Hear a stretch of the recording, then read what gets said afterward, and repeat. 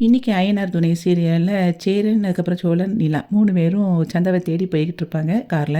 அப்போ பீகாருக்கு போன பிறகு அவன் அப்படியே அமைதியா உட்காந்துருப்பான் சேரன். சோழன் கேட்பான், "என்னண்ணா ரொம்ப பயந்துகிட்டே இருக்கியா?" அப்படின்னு சொல்லி. "ஆமா, எனக்கு இப்ப சந்தாவ தேடி நம்ம தெரியாத ஊருக்கு வந்திருக்கோமா, நிலாவ வேற கூட்டிட்டு வந்திருக்கோம். அதனால எப்படி பார்க்குறது, போறது, எதுவும் பிரச்சனை ஆயிருமோ அப்படின்னு சொல்லிட்டு ரொம்ப பயமா இருக்கு." அப்படின்னு சொல்லி அவங்க அண்ணன் சொல்லிட்டு இருப்பான்.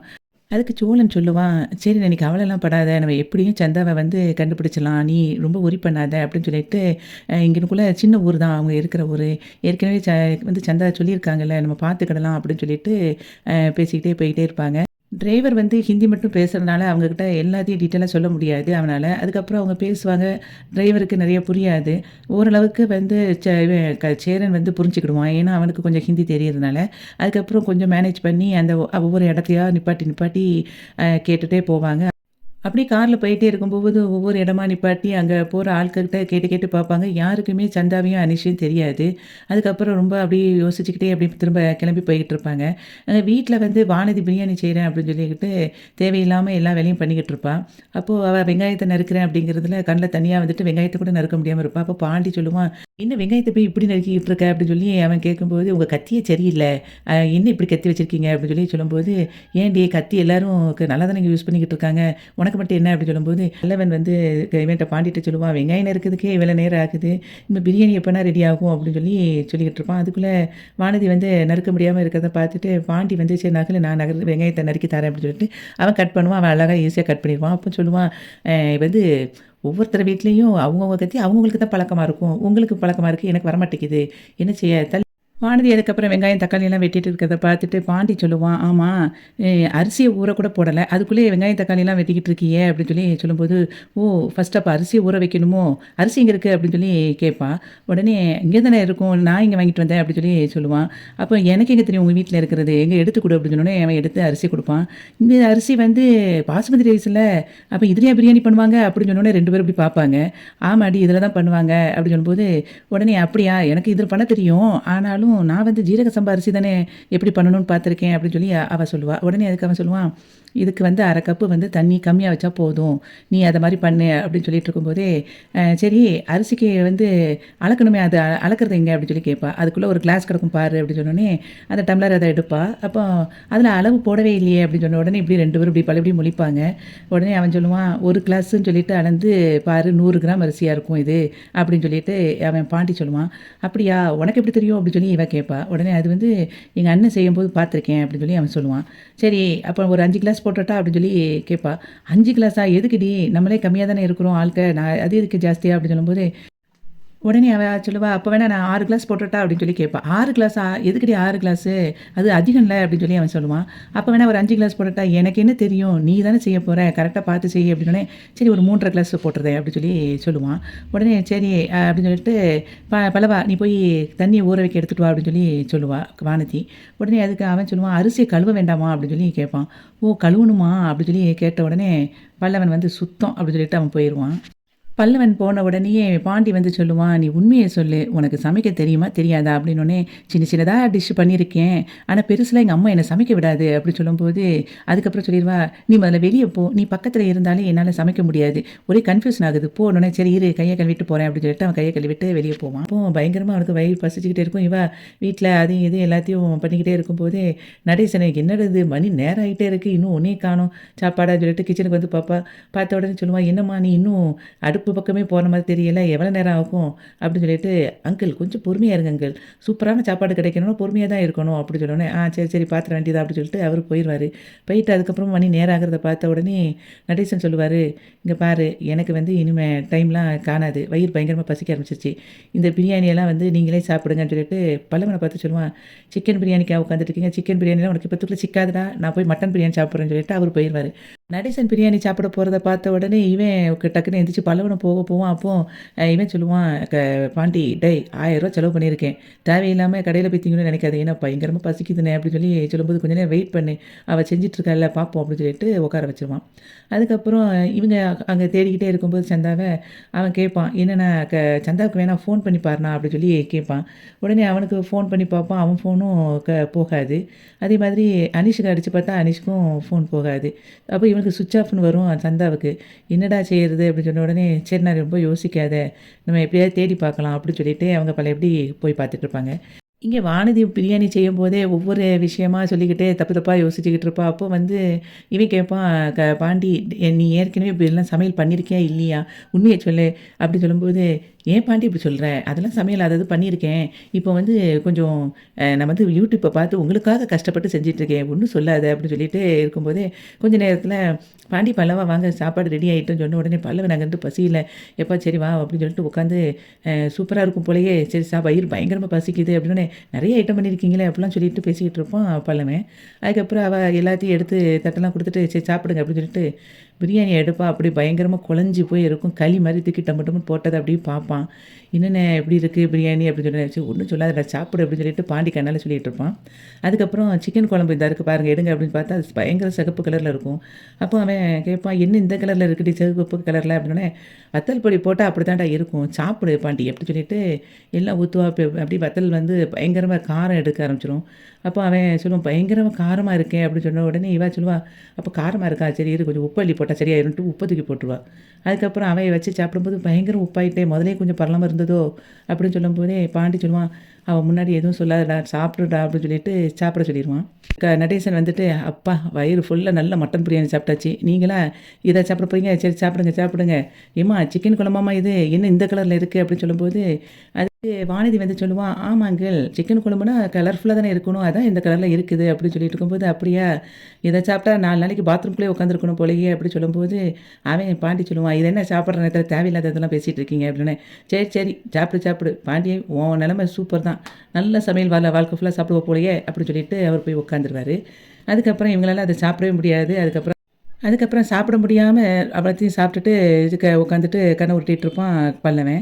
அதுக்கப்புறம் இங்க வந்து சேரனும், சோழனும் அப்படியே போயிட்டு இருக்கும்போதே, அவன் கேட்பான், "அண்ணா உனக்கு கொஞ்சமாவது யோசிச்சு பாரு. எங்க இருக்குது வீடுன்னு ஏதாவது சொன்னாங்களா சந்தா?" அப்படிங்கும்போது, "எனக்கு அதெல்லாம் தெரியாதுடா. சொல்லவே இல்ல. நாங்க இதெல்லாம் பத்தி பேச மாட்டோம்." அப்படிங்கும்போது, சோழன் சொல்லுவான், "என்னண்ணா இது லவ் பண்ண வீட்ட வந்து கூட தெரியாம இப்படி இருந்திருக்க" அப்படின்னு சொல்லி சொல்லுவான்.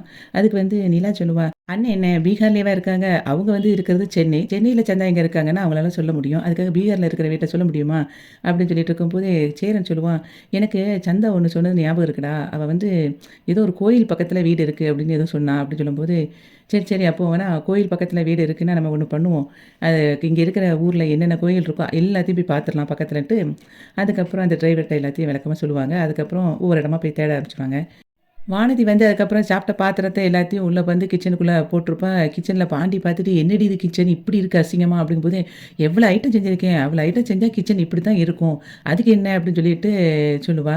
சரி இத கிளீன் பண்ணணும்ல அப்படிங்கும்போது, "நான் ரொம்ப டயர்டா இருக்கு பாண்டி. என்னால வந்து இப்ப கிளீன் பண்ண முடியாது. நான் வந்து கொஞ்சம் ரெஸ்ட் எடுத்துட்டு கிளீன் பண்ணட்டுமா?" அப்படின்னு சொல்லும்போது, "சரி நீ போய் உட்காரு. நானே கிளீன் பண்ணிக்கிறேன்." அப்படின்னு சொல்லி அவன் சொல்லிருவான் பாண்டி. உடனே, "உனக்கு பண்ணிருவியா?" அப்படின்னு சொல்லும்போது, "அதெல்லாம் பண்ணிருவேன். நீ போய் உட்காரு." அப்படின்னு சொல்லிட்டு அவள அனுப்பிருவான். அதுக்கப்புறம் இவன் உட்காந்து கிளீன் பண்ணிக்கிட்டு இருப்பான். அப்போ பல்லவன் அங்க இருந்துட்டு வந்து சொல்லுவான், "என்ன சூப்பரா வச்சிருக்காங்க போல வீட்ட. சரி நடத்து" அப்படின்னு சொல்லிட்டு இருக்கும்போதே, அவனும் உப்ப வந்து கொட்டிருவான். உடனே அவன் சொல்லுவான், "ஏன்டா அவ தான் இப்படி வச்சிருக்கான்னா நீயுமா?" அப்படிங்கிற மாரி பார்த்தோன்னே, "சாரிண்ணேன்னு" சொல்லிட்டு கடகடன்னு ஓடிருவான். அதுக்கப்புறம் அவன் கிளீன் பண்ணிட்டு இருக்கும்போது, வானதி வந்து நிலாவோட பெட்ரூம்ல போய் படுப்பா. படுக்கும்போது ஃபேன் வந்து போட்டுருப்பா. ஸ்விட்ச தேடி தேடி அவளுக்கு தெரியாது. உடனே நேரா கிச்சனுக்குள்ள வருவா. வந்துட்டு, "என்ன பாண்டி நீ இன்னும் இது உப்பெல்லாம் கொட்டி வச்சிருக்க?" அப்படின்னா, "உப்பெல்லாம் யாராவது கீழ கொட்டுவாங்களா? கொஞ்சம் பொறுப்பா இரு பாண்டின்னு" அவள பார்த்து சொன்னோனே இவன் கடுப்பாயிருவான். அதுக்கப்புறம் சொல்லுவா, "சரி நீ வீட்ட கிளீன் பண்ணு அப்புறம் எனக்கு நான் வந்து படுக்கணும். கொஞ்சம் நேரம் ரெஸ்ட் எடுக்கணும். எனக்கு அந்த ரூம்ல வந்து ஃபேன் ஓட மாட்டேங்குது. எந்த ஸ்விட்சும் தெரியல. வா வந்து போடுன்னு சொல்லும்போது, இவன் போவான். நிலாவோட ரூம்ல போய் படுக்க போவா. அப்ப அவன் சொல்லுவான், "இது வந்து அண்ணியோட ரூம்பு. நீ வந்து அந்த ரூம்ல போய் படு" அப்படின்னு சொல்லும்போது, "ஏன் நான் இந்த ரூம்ல படுக்கக்கூடாதா? கண்டிப்பா நான் இங்க தான் படுப்பேன். நீ எனக்கு போட்டு விடணும்னு" அது ஓடாது. உடனே ஒரு கம்பு வச்சு தட்டி விடும். அது ஓடும். அதுக்கப்புறம் அவ படுத்து அப்படியே தூங்கிருவா. அதுக்கப்புறம் இங்க எல்லாரும் வந்து தேடி பார்ப்பாங்க. அப்ப சொல்லுவான் இவன், "சேரன் மணி வந்து ரொம்ப லேட் ஆகுதுடா. இருட்டாக போகுது. நம்ம வந்து நிலாவ வேற கூட்டிட்டு வந்திருக்கோம். நம்ம இப்ப தங்குறதுக்கு எங்கேயாவது ஒரு இடத்த பார்க்கணும். அதுக்கப்புறம் நம்ம தியேட்டரத்த பார்க்கலாம்." அப்படின்னு சொன்ன உடனே, சோழன் வந்தோனே சொல்லுவான், "சரி நான் நெட்ல வந்து எங்கேயாவது ரூம் இருக்கான்னு பார்க்குறேன்." அப்படின்னு சொல்லிட்டு பக்கத்துல ஒரு ரூம் இருக்குது. "சரி நம்ம அங்க போயிரலாம்." அப்படின்னு சொல்லும்போது, இவன் சொல்லுவான், "அங்க லேடீஸ்லாம் இருக்காங்களான்னு பார்த்துக்கோடா. நிலாவ கூட்டிட்டு போறனால சேஃப்டியா இருக்கணும்." அப்படின்னு சொல்லி சொல்லுவான். "அதெல்லாம் பார்த்துட்டேனே." அப்படின்னு சொல்லிட்டு டிரைவர்ட்ட அந்த அடையாளத்த சொன்ன உடனே, அங்க போய் அந்த லாட்ஜ்ல போய் 2 ரூம் வந்து போடுவாங்க. அதுக்கப்புறம் இங்கே நைட்டு வீட்டில் வந்து பல்லவன் பாண்டிக்கிட்ட சொல்லுவான், "எனக்கு பயங்கர பசியா இருக்கு எனக்கு. நான் மத்தியானமும் நம்ம ஒழுங்கா சாப்பிடல." அப்படி சொல்லி சொல்லும்போது, அவன் சொல்லுவான், "சரிடா நம்ம ஏதாவது வாங்குவோம். பரோட்டா வாங்கிருவோமா?" அப்படி சொல்லுவான். பரோட்டாவே வாங்கணும்னா எனக்கு சிக்கன் 65 வேணும்பா. "சரி நான் வாங்கி தரேன். ஆனா இங்கே நெறைய பிரியாணி இருக்கு. குழம்பு இருக்கே." அப்படி சொல்லி சொல்லும்போது, அந்த 2யும் நல்லா ஒரு பார்சல் கட்டி குப்பையில கொண்டு போடு. அத வேற யாருக்கு கூட சாப்பிட குடுத்துறாத." அப்படி சொன்ன உடனே, "சரிடா நான் போய் உனக்கு வாங்கிட்டு வரேன். ஏன்னா சிக்கன் 65 மறந்துறாதண்ணே." அப்படி சொல்லி சொல்லுவான். சரிடா நான் வாங்கிட்டு வரேன்னு சொல்லிட்டு இருக்கும்போதே அங்கேருந்து வானதி வருவா. உடனே அதுக்கு நடேசன் வந்து கேட்பாரு, "ஏம்மா இந்த நேரத்தில நைட் நேரத்தில வாரியே உன் வீட்ல ஒண்ணும் சொல்ல மாட்டாங்களா?" அப்படின்னு சொல்லி கேட்பான். "சொல்லுவாங்க தான். அதுக்காக நான் என்ன பண்ண முடியும்? நான் வந்து பிறந்த வீட்ட பார்க்குற மாரி என் புகுந்த வீட்டையும் நான் பார்க்கணும்ல. உங்களெல்லாம் நான் தானே பார்த்துக்கிடணும்." "சரி, சரி பார்த்துக்கிட வேண்டியதான். சரி உனக்கு வயசு என்ன ஆகுது?" அப்படின்னு சொல்லி கேட்பாரு. "22 வயசு." 22 வயசு மாரியா பேசுற? கிழவி மாரி பேசிக்கிட்டு இருக்க." அப்படின்னு சொல்லும்போதே, "அங்கிள் சும்மா இருங்கள் அங்கிள். நான் போய் சமைக்கிறேன்." அப்படின்னு சொல்லிட்டு பழையபடியும் போவா.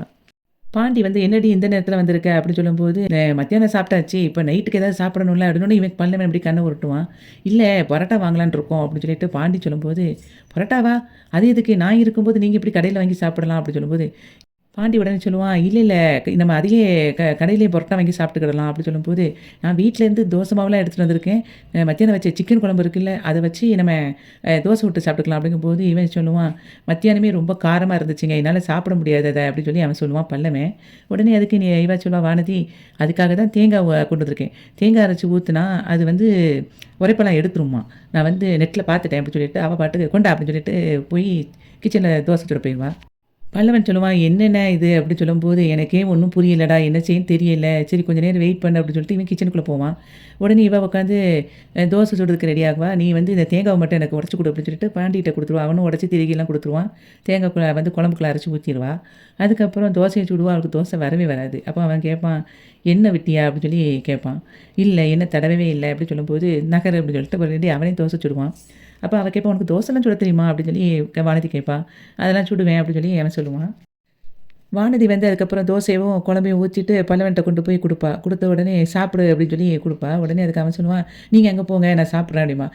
"ஏன்டா நீ சாப்பிட்டு பாரு" அப்படின்னோனே, இல்ல அத சாப்பிடுவான். உடனே "நல்லாருக்கா?" அப்படின்னு சொல்லி கேட்கும்போது, "நல்லா இருக்கு, நல்லா இருக்கு" அப்படின்னு சொன்ன உடனே அவ போயிருவா. அதுக்கப்புறம் அவன் சொல்லுவான், "இந்த குழம்புக்குள்ள 1 லாரி தேங்காய் ஊத்துனாலே உரைப்பு போகாது.